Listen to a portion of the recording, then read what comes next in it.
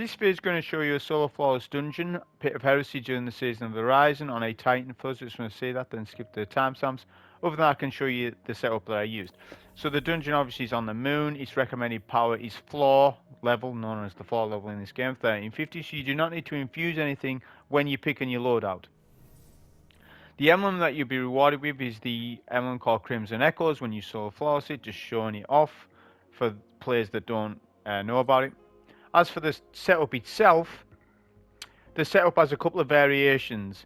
So there's one setup for the majority of the run, and then when we get to the boss we do a slight variation of it, but the build is pretty much very similar. So for the first 60-70% of the run, we're using Sentinel Shield for starters first, for the super, Tower and Barricade, Shield Bash, Vortex Grenade, aspects of Bastion, and Controlled Demolition, which we never change. Fragments are to start Echo of Starvation, Echo of Undermining, Echo of Expulsion. When we get to the boss, we switch off this fragment, which grants Devour. We switch that off to Echo of Remnants. Where's it at? So this one. Your grenade lasts longer, which is actually very important. But for the most part, we use an Echo of Starvation. Weapon-wise, for the kinetic slot, we never change it. It's the exotic grain launcher Witherhoard. As for the special slot, we also don't change this weapon. It's the 7 Seraph Void Sidearm. If you don't have it, then you can use the Icolos SMG, or there's the other Arc SMG that generates Warmind cells. It's a Warmind cell weapon. The heavy slot, we do change. There's 2 heavies I use, so for the most part I use Threaded Needle. Then we swap off to Royal Entry, which has Auto and Holster Lasting Impression with a boss spec in it. I highly recommend an Auto and Holster Rocket when you're doing it at the boss. As for the armor setup, this doesn't change, just the mods, like ammo finder mods when I switch off to a rocket and stuff. So, you know, that stuff will change, some slight variations, resistance mods will change, but for the most part, this is what I'll be using. If I do change a mod, you'll see that in the run. So Linear Fusion Ammo Finder, Harmonic Siphon, which is very important, rapid weapon fire blows that match your subclass, also create an orb of power. That will then link with Echo of Starvation for Devour. Reap and Wellmaker, Volatile Flow, Bolster and Detonation, Sidearm Loader. The resistances differ. I start with different resistances. For the most part we'll use this, but I may, you know, switch between Double Void and this. Font of Might, Fireteam Medic, Global Reach, Overload Grenades, which works on all enemies. I repeat that again, Overload Grenades works on all enemies. You do not need to just use this on champions. You can use it on anything in the game and it works the same way. You take less damage from enemies when you use it. Bomber on just gives us enhanced for grenade energy, obviously scavengers. So Global Reach and Fireteam Medic is the Warmind setup. It's pretty basic, but I'll talk more about it as I say in the run. As I said, some mods will change, but that's for the most part, that's what I'm going to use. And the exotic chestplate, obviously, Heart of Inmost Light, which is a top pick. So as we start the run, we'll make our way to the entrance of the dungeon itself. It's just a drop down, it's a descent. A lot of this commentary won't apply to veteran players, so for a veteran player that's already solo flawless, you don't need to watch it. The only thing is that I would do these dungeons season upon season because it's content filler. So while we wait for another season or a new expansion or a new dungeon or a new this or a new that, we do the dungeons in between. Every season, because the sandbox does change. It doesn't change significantly enough to affect the solo flawless on these dungeons, but sometimes it makes it interesting. For example, we had particle deconstruction last season, so everyone was spamming fusions, me included, because it was fun, right? And then when we lost that mod, but then we got Void 3.0, so it sort of changed it from one thing to another on what you would pick. So that's why, obviously, you know, I've been doing these dungeons for years now. We're talking a lot of time. So this isn't like my first completion or something. This is like, you know, I'm just redoing it over and over, and people request these runs. So we've done a Grasp of Avarice already. We've done a Prophecy this season. I haven't done Shatterthrone this season, so I may do that to sort of finish out the 4. I haven't done all subclasses on all dungeons because, you know, it's a lot of content that. But I do for the most part try and do these dungeons every now and then. But I don't try and do too many because I'll end up getting fed up of them. Because I have done these dungeons, you know, over and over, a lot of them. So with this starting section, if you don't know, basically you need to look at what symbols this arena or this section is sort of on a cliff area, and each symbol that you get represents to where you need to go. However, you need to master the sword, which is the relic, and different attacks obviously affect the different mages that you come up against. So there's a wizard, there's a shrieker, and there's a knight. So we're going to our first symbol, which is spider, I believe. I'm not really going to call all the symbols because there's different sort of cards for different people, but this is the symbol I'm heading to. Depending on what symbol you get is where you need to head to. If this is your first time doing it, you will not solo flawless this dungeon because you'll need to sort of learn and practice doing it. So if you've attempted it, which I know a lot of people have and still haven't done it, you know, after all this time, then this is going to help those people on their positioning, on tips and stuff like that. Not only that, this dungeon has went through different iterations of how easy it's been. So when it first launched, it was pretty difficult, but then the orb duplication came out, so you could dupe orbs to make it easy, and then it was really easy at that stage. Then they patched it, but we could still dupe orbs, but it was different. Then they patched it again, and then we could still dupe orbs. Then they patched it to the point where you couldn't dupe orbs at all. And that's the stage that we're in now. That makes a big difference on the boss encounter and totems. So the dungeon's harder now than it was ever. But there's a lot of things. I mean, it's been out a long time, so there's a lot of loadouts that you can use that makes it easier to you. So we're doing it on a Titan because I feel as though Warlocks have pretty much got this dungeon covered. They're easily probably the best class for this. Hunter's really good as well, to be fair. So I thought maybe Titans would need a hand because you need to make a build on the Titan to make it easier, I guess. Which we're using the Heart of Inmost light build, which you can basically spam your Bastion Barricade. And then that means you can spam your grenade and then your melee. I went with Shield Bash just because of the movement abilities, because there's some jumping puzzles in this. And not only that, Shield Bash itself is actually really good. So I went with that. When you're taking the Orange Bar Knight, because the Orange Bar Knight will then open the door to get the mage, you just do 1 super with the sword and 2 light swings. So I decide to do this starting section with 1 sword only. Right? When you get the wizards, this is the hardest one. So I shield bash 1 of those, which will actually disorient them. And then just use my heavy on the other wizard. Drop the sword. Don't use the sword to take out the 2 wizards. The orange bar wizards. Drop the sword. You will lose some ammo. Notice when you drop the sword, you do. It actually drains its ammo when you drop it. And eventually it'll despawn. So you need to hurry up and take those 2 wizards out if you want to do this in 1 sword. And then we're just going to wait on our super. So your super will do a 3rd HP to the wizard. The wizard seems to be the tankiest target of the 3. With the Shrieker being the easiest because you just guard.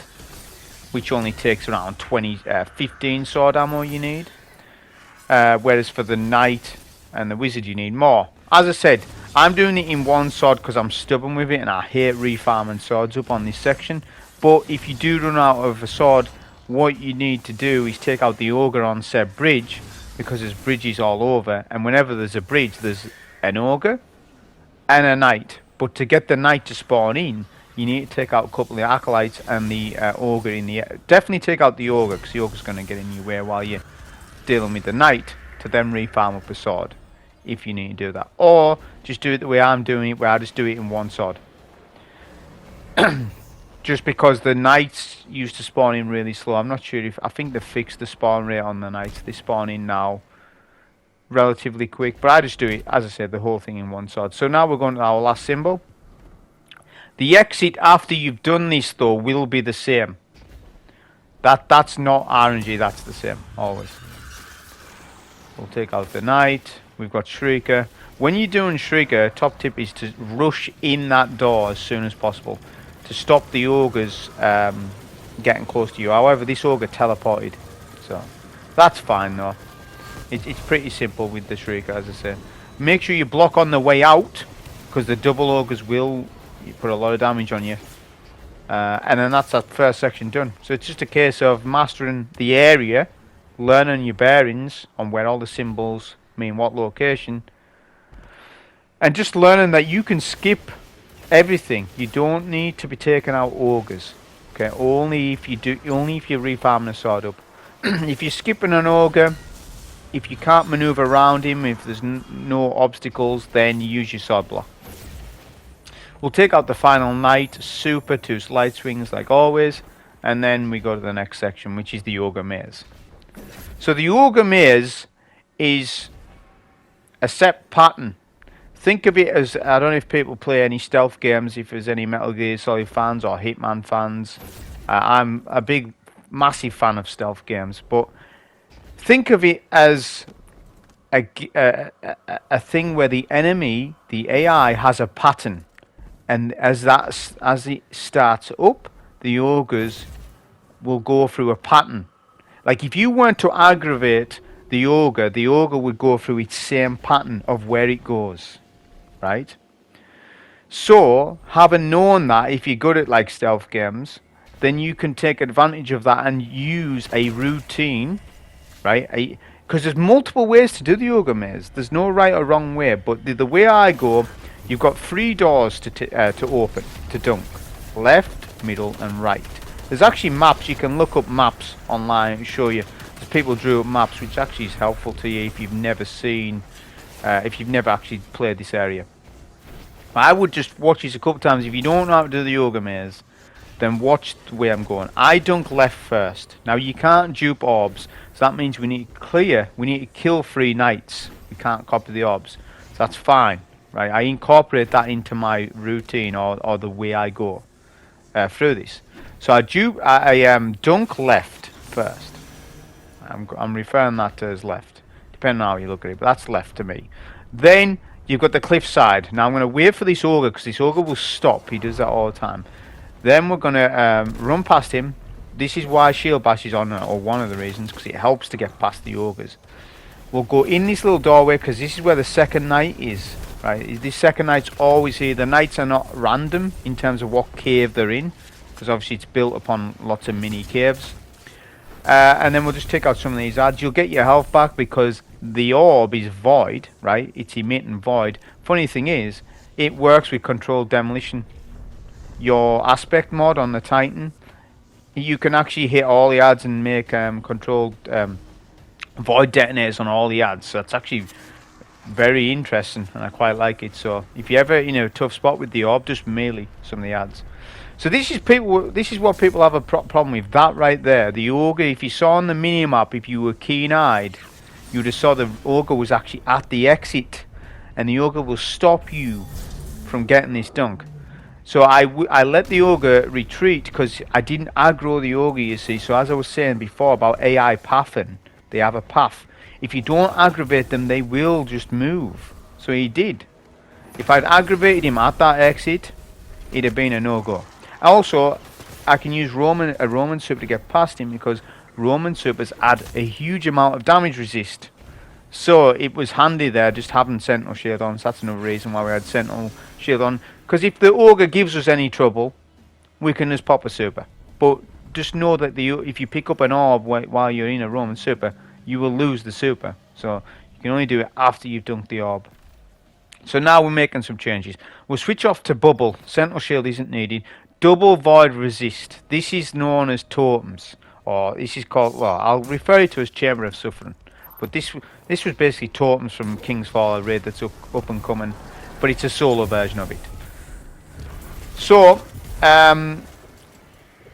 obviously we've got the War Mine Cell build on. This is where that comes in. And we're using the Heart of Inmost Light, so we're going to get plenty of Barricades, which means plenty of Overshields. And we have Echo of Starvation, which gives us Devour on the Titan. The only thing with that though is you can't take advantage of Devour unless you've used a super or are building up towards your next super, which is an oversight and actually quite bad, because on a Warlock you can have Devour up all day long, and if you've still got a Nova, you've still got a Nova. That's fine. Whereas like on the Titan, you've got to sort of get those supers out. But right now it's not too bad on this first phase. You need to dunk 6 orbs. So to make you understand this mechanic, you've got a plate that needs to be stepped on. Once you step off, you've got probably 15 seconds until it wipes you. It's a hard wipe, right? When you get a dunk on one of the orbs, you get 2 fresh boomers that spawn on the cliffs up top, on the ledges.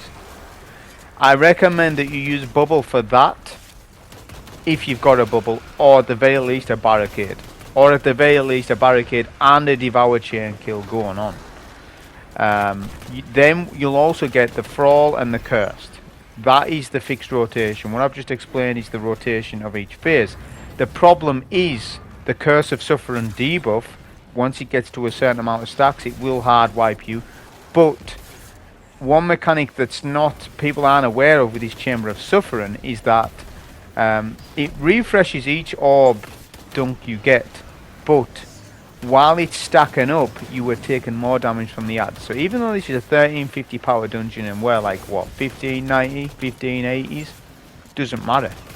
It doesn't matter that we're high power, because we're capped to the dungeon anyways. And not only that, because of this mechanic, you take more damage. So when you get to 10 stacks, the ads will be doing huge amounts of damage to you. So you need to, you can't dilly-dally with this. In actual fact, the quicker you play with clearing ads, the easier it all is. You need to play a little bit more aggressive, but aggressive doesn't mean you die. Aggressive means you're efficiently killing ads to the point where you're not dying. Right here I was getting staggered. I don't have a Devour chain, so I backed up. We'll use our shield bash for an overshield here. And we're just shooting the cells, as often as possible. I know Warmind cells got nerfed, but Warmind cells can be usable if the ads are within, like, I would say a 10 meter radius. If they're within like a 10 meter radius, Warmind cells are effective. I haven't fully spec'd into the Warmind cell build by using like Wrath of Rasputin, Rage of the Warmind, you know, all that stuff. I just went with the bog standard global reach, which does extend the cell radius. I mean, not by much, but it's something. And Fireteam Medic.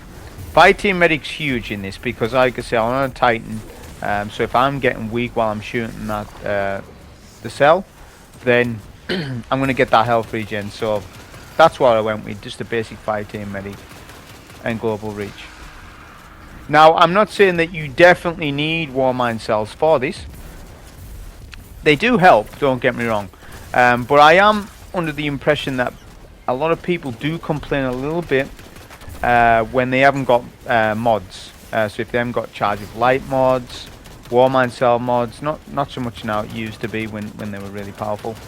But if they're missing any mods and they're waiting on the gunsmith to sell them and they can't get it done because they haven't got powerful friends or Radiant Light or Strike, you know, stuff like that, then I understand why people would say, well, I can't do this because I haven't got the mods. So if you want to see me run more content with less combat style mods, then I will do that, because I understand not everyone has access to them. I mean, with what I will say about that though is, I feel as though most people have the well mods. I feel as though what people are struggling with is the Charge of Light mods and the Warmind cell mods, is the ones they're waiting on for the gunsmith to sell. Not the gunsmith, sorry, it's the Ada. Whoever sells it, Ada, right? I don't know, because I've got them all just about. I think I'm only missing one. So if you want me to, like, especially in dungeon runs, if you want me to say, right, don't run any combat style mods, just invest all your stuff in stats and just run it like that, then I'll do them. If it means that, because I think people, when they're put off, they see all the mods and, well, I haven't got half of these, so I'm not doing it. So I can understand to an extent, especially if you've just started playing in the last 12 months, chances are you haven't got all the mods access. So just let me know about that. I might make a poll about it. See how we go. Because I have thought about that for a bit. With the mod situation. But as I said, it's mainly the Charge of Light I think people are missing. The well mods, because that's relatively recent. I think a lot of people have the well mods going. So we're still, as I say, on this totem. What a neat thing that you can do is use Witherhoard to kill a knight while there's doing tick damage. You can go back and reproc the plate to then go and pick up the orb and come back. It just reduces the risk of the plate, the time. Obviously, you know, you don't want to be under pressure clearing adds. Maybe you're trying to shoot some like a knight or something, and you're not on the plate, and you hear the noise of that plate starting to wipe you. It maybe puts you in pressure, and that's where you may make mistakes and stuff. So it's more about being efficient. We haven't got a bubble here, but I'll try and put some damage in with Fairy Needle. That's another reason why I've got it on. It's a precision weapon, and it's good for taking the knights. A rocket is good in this, but I feel as though the linear is better because it's got more ammo. See, with the rocket, it is good because you can shoot and think later, because it just tracks them and then you clear them. But it's less ammo, and you might be struggling on phase on the 6th dunk or the 5th dunk, where you haven't got any rockets for the knights, and that's a huge problem. Because if you need to rely on Witherhoard to take out those knights, good luck on that. Because you're going to have to hit them miracle shots, and if you miss, and you see Curse for All coming up on you, then you've ruined the run. By not having ammo. That's why I think the linear is just better. So now we're switching to Echo of Remnants. It's a huge thing that you do that for the boss. If you don't do that, you're going to struggle for damage. As Echo of Remnants increases the grenade duration, which also therefore increases Echo of Undermining itself, because the debuff lasts longer. Because that obviously Echo of Undermining is a debuff, right? So there's debuffs and buffs in the game. Our buff is Weapons of Light, because we're on bubble, right? Which I highly recommend you go with that. Not Sentinel Shield. You're gonna lose so much damage if you use Sentinel Shield. So obviously, definitely bubble, and it's an emphasis on your weapons. We switched to our rocket. We took the linear fusion off because I feel as though the rocket's just a better weapon choice for this fight. Because precision-based weapons aren't ideal on Zulmak. Okay, mainly because of the mobility requirements from you as a player. To be jumping around and stuff. I'm not saying he's an Argus better and he isn't good. It's excellent for this. It's actually more DPS than what I used. But what I'm doing is I'm trying to use a loadout that's probably going to be easier for someone new to this to complete, rather than trying to make the run harder so that they have to adapt to a difficult playstyle. You know, Witherhoard's not a difficult weapon to use, let's be honest. You just need to get used to the arc of the shot of the grenade itself. Once you get used to it, you're good with it. A rocket's a rocket, and it's got tracking. It's got inbuilt tracking as royal entry, and it's got lasting impressions with auto and holster.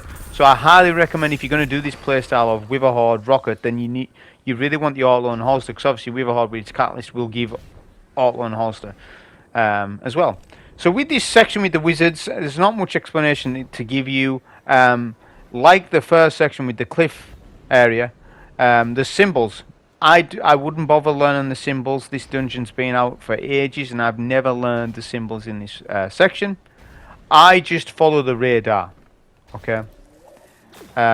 If there's mods in this dungeon, there was chaff on or something, you would actually have to learn the symbols. But there's a radar, so you just follow where the enemies are. The enemies will tell you where the wizard is.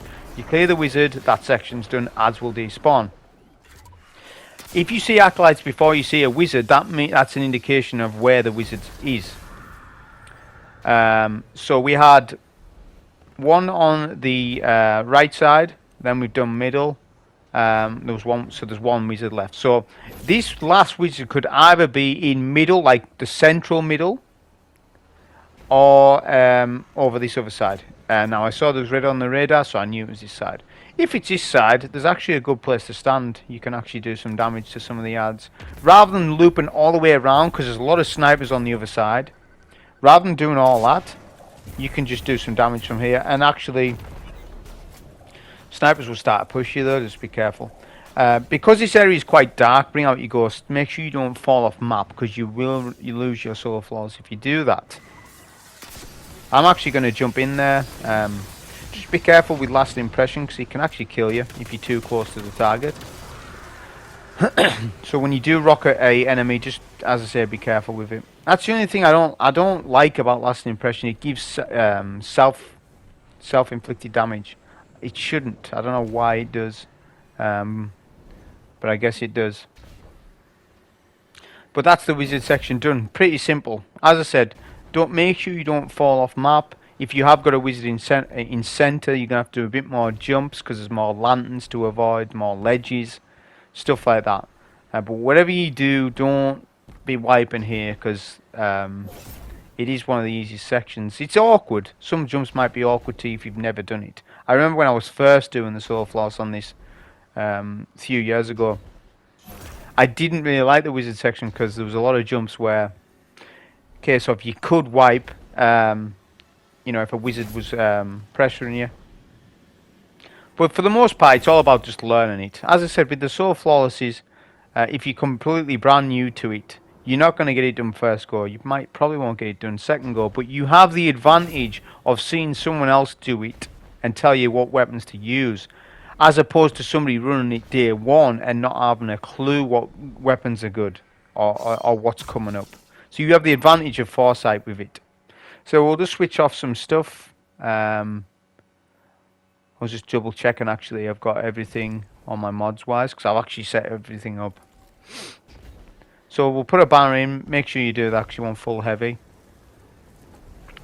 And then we can start. So I'm going to use one of the knights. I'm not going to do any damage to enemies. Just going to go for one of the knights, get a sword relic, and then go for Shrieker side. This is generally my routine.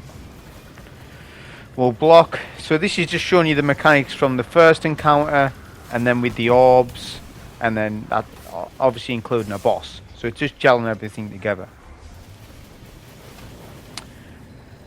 Don't be scared to use the sword block. Don't be wasteful with your sword, because we'll end up getting another one anyways. This isn't like the first encounter where you want to save one sword to do them all. I mean, you can do, but there's really no need, because it's so easy. The knights are so accessible and so easy to kill, and just get a fresh sword with fresh ammo. Just use it. Just use your sword on all the ads and the acolytes. Don't be dropping the sword to take the ads with your guns and then pick the sword back up again, because when you drop the sword and pick it back up, you lose super energy. So you may as well just have the sword do everything. That is a downside to this dungeon in general. It leans too heavily to the sword mechanic, and that's why people don't like Pit of Heresy as much as some of the other dungeons. The thing with this dungeon, my opinion, is it's good, but the only real good thing that I like about it is the boss. I really like the boss, the way we do damage to him and stuff, and the arena. I really like the boss room, but for the rest of the dungeon, I mean, yeah, it was good when it first came out, but Prophecy outshines it easily. Even Grasp of Avarice, to a certain degree, does. I mean, there's certain things I don't like about Grasp, but it is actually a really good themed dungeon, and it's got a lot of good things about it. This dungeon itself is a little bare bones. It's mainly just the sword, you know. So, but as I say, it's not bad. The loot isn't very good, and that's another thing I think why people don't really farm this dungeon, because it's got a high impact pulse, right? Who's farming that high impact pulse? Not really anybody. The rocket launcher, well, you can just farm it from Sorrows. So it's really just something. The loot's not that good in this dungeon, so that's another thing. So we'll get our dunks. notice I do all the dunks at the very end. You don't just, you know, kill a target, do a dunk, then go and kill another target. 'Cause that means you're dropping swords. Then to you know, you might end up using 3 swords. That's inefficient. You may as well just use 2. Get them all down. All the orbs will respawn for you. What I do is I dunk 2 orbs, and then we clear out all the thrall, because there's thrall linked to every time you dunk an orb. So all I do is put a Witherhoard shot on the floor, and then equip my Warmind Cell weapon, which I haven't actually talked about. When you get a kill with Witherhoard, if you've got a Warmind Cell weapon equipped, you will therefore get a Warmind Cell, because the game will register it as you killing enemies with the Warmind Cell weapon. I think it's 4 or 5 red bar enemies you get a Warmind Cell. If it's an Ultra, it's a guaranteed Warmind Cell. So we'll get our last dunk. Notice we cleared out a Knight. We'll do a grenade first with a hard shot and some rocket damage. Then we do our bubble. The reason for that is because we get a refresh on our grenade, which means we've got another debuff coming up. Weapons of Light is a buff. The Echo of Undermining is a debuff, so they stack. So it's really important. Now we'll go with our next debuff, because he's not debuffed there. And the idea is, the combo is 2 Witherhoard shots to 1 rocket. So ideally, 1 body shot, 1 Witherhoard shot on the floor, because they stack. Then you do your rocket. I'm going to do another rocket there. And then he's below half HP. So that damage was comfortable, right? You notice I didn't deal with the curse fall at all. You jump over their heads to make them explode. If you start doing damage to the curse fall, you lose damage on the boss. This is a setup for 2 cycles. If you can't do that, then it's going to be a free cycle, isn't it? Any more than a free cycle, you're not doing damage properly on this boss. So but the idea is make sure that you're just jumping. That's why the grenade launcher and the rockets work really good on this boss, because you're jumping left to right over the curse falls heads while still doing damage. The boss good damage as well, because you've got that debuff going. You've got last impression. I mean, auto and last impression on roll entry is really good because it's got inbuilt tracking, and it's auto and gels really nicely with Witherhoard. Just look in your vault, see what rockets you've got, see what rocket. You should have a rocket that gels really nicely with either his Anagis. Whatever your raid rocket is probably going to do good in this. If you want to use that stasis rocket launcher, by all means use it, because that's also got inbuilt tracking and has access to enhanced perks as well. So if you want to use that, use it. If you want to craft it. So now we're on the next phase. As I generally go Shrieker side, but I just went wherever. I just went Wizard side first. When dealing with the Wizard, if there's no adds alive, you can play around with the Wizard a little bit. What I mean by that is you can sort of jump up and down, so the Wizard's less likely to hit you, the tracking of the Wizard, whereas if you're just standing fixated, boots on the floor, that Wizard's going to melt. If you shouldn't have much problem. If the Wizard is melting you and there's Acolytes still alive, maybe a good idea to just forget about the Wizard. Just take out all the Acolytes with your guns if you want, and you can get a sword at a later point. There's no restrictions. You must do this at this point. You're sort of free. Because of how loosely based the mechanics are, you're free to do what you sort of want. Now, I thought I actually messed up right here. I actually forgot that I hadn't took out the Knight. Right, that's how sleepy I get with this dungeon, I guess. So obviously, make sure you take out all the mages. If you don't do that, the relics won't respawn. I actually thought I bugged it out. So that's just a key thing. That's just my bad. I was sort of recording it early morning, so. But when I go over night side, I realise I haven't took him out. If you haven't got the ammo, make sure that you farm up the ammo from the ads. That's why I switched to rocket launcher finder, rocket ammo finder, because you need, I would say, minimum 6 rockets. Minimum 6-5 rockets. I would say, just to be safe on phase 2, because as I say, you do want to you do want to set up for a two-phase, a solo two-phase for this.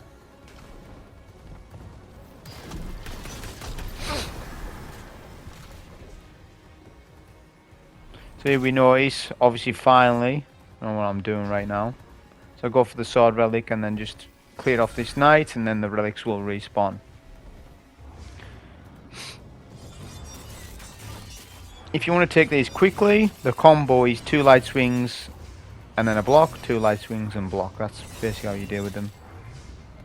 If your timing's on point. Make sure they don't kill you though. A couple of sword swipes, they can actually kill you quick. Another thing to note is the boss can hit you from here as well. When you can do his solo damage from over here. Sometimes, just depends. If there's not many adds alive, the boss de-aggros. So that's an interesting thing. Whereas if there's a lot of acolytes and stuff, the boss will push up and he will do his solo range attacks at you. Which is another reason why solo resist is really good. The thermal shock is arc and solar. So, but it's the solar element of it that we want, because he does his solar attack on you, which, you know, can do a lot of damage. That's why you need that ring, that area is the area that he has. That's the only place you can actually do damage. You can't step out of that circle. But that's why you need to be rotating around it. That's how you're meant to sort of do damage like that. So we're trying to shoot this cell as we're getting in the way. But that's all the thrall taken out. If you have all knights taken out, there will be 1 knight respawn. The problem is with that is if you have the knight respawn as you're doing damage, the knight can get in the way of you doing that. So what I suggest doing is, when the knight respawns, make sure you kill a knight before you start damage. That's a top tip. I'll do one with a hard shot, blind him. You can actually blind the knights with the relic. This is the final dunk. This is our final damage phase. So, like always, we do our grenade with a horde, then a bubble. Right? And then we can start with our rocket. And then it's 2 with hard shots. I say 1 body, 1 on the floor.